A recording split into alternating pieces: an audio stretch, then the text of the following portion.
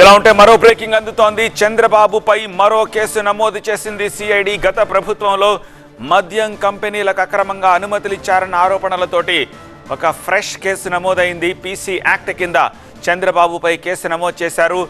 A2గా కొల్లు రవీంద్ర, A3గా చంద్రబాబును చేర్చింది CID. ACB కోర్టులో ఈ పిటిషన్ దాఖలు చేసింది సిఐడి పిటిషన్ను అనుమతించింది ఏసీబీ కోర్టు. ఏపీబీసీఎల్ ఎండి వాసుదేవరెడ్డి ఫిర్యాదుతో కేసు నమోదు చేశారు.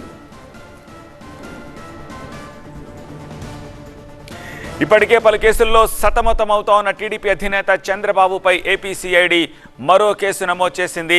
చంద్రబాబు ముఖ్యమంత్రిగా ఉన్న సమయంలో మద్యం కంపెనీలకు అక్రమంగా అనుమతులు ఇచ్చారన్న ఆరోపణలపై సిఐడి కేసు నమోదు చేసింది.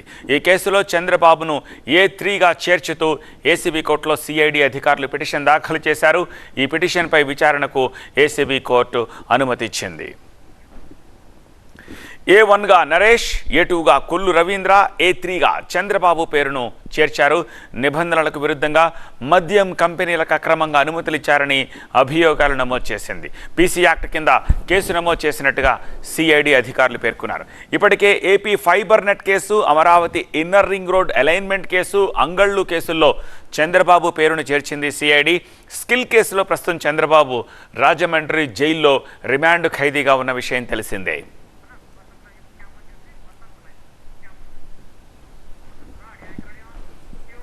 ఈ ఫ్రెష్ కేసుకు సంబంధించిన మరిన్ని డీటెయిల్స్ అందించేందుకు మా ప్రతినిధి వసంత్ ప్రస్తుతం మనకి లైవ్లో అందుబాటులో ఉన్నారు. వసంత్, ఈ కేసుకు సంబంధించి ఏం డీటెయిల్స్ని ఎఫ్ఐఆర్లో నమోదు చేశారు CID?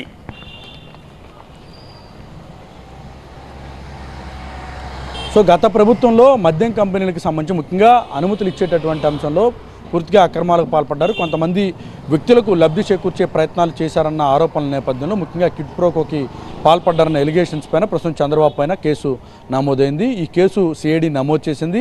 APBCL Andhra Pradesh beverage corporation లిమిటెడ్కి సంబంధించిన ఎండి వాసుదేవరెడ్డి ఇచ్చినటువంటి ఫిర్యాదు మేరకు కేసును సిఐడి నమోదు చేసింది. అయితే ఎస్పీవై అగ్రోతో పాటు మరికొన్ని సంస్థలకు సంబంధించి లబ్ధి చేకూర్చే ప్రయత్నం చేశారు. ముఖ్యంగా గత ప్రభుత్వం 2012 నుంచి 2015 వరకు ఉన్నటువంటి మద్యం పాలసీని మార్చడం ద్వారా గత ప్రభుత్వానికి 2,900 కోట్ల రూపాయలు ఆర్థికంగా నష్టం వాటిల్లింది. మరోవైపు మద్యం పాలసీలకు సంబంధించినటువంటి అంశంలో ట్యాక్సులు పెంచేటటువంటి అంశంలో కావచ్చు, గతంలో నియమించినటువంటి కమిటీ ఇచ్చినటువంటి సూచనలను, నివేదికను బుట్టదాఖలు చేస్తూ అనుమతులు ఇచ్చే ప్రయత్నం చేశారు.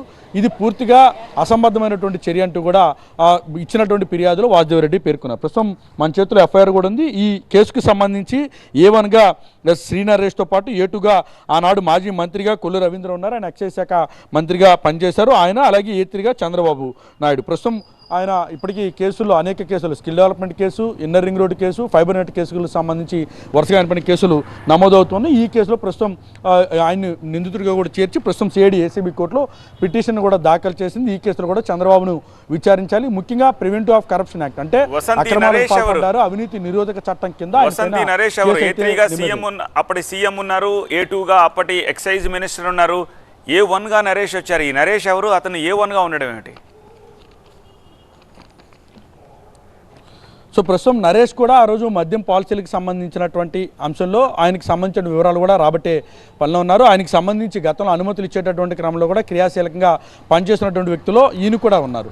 ఆయనకు సంబంధించిన అన్ని వివరాలను కూడా సిఐడి ప్రస్తుతం వివరాలు సేకరిస్తోంది. అందుకు సంబంధించిన వివరాలను కూడా ఏపీబీసీఎల్ ఎండి వాసుదేవరెడ్డి కూడా అందజేశారు.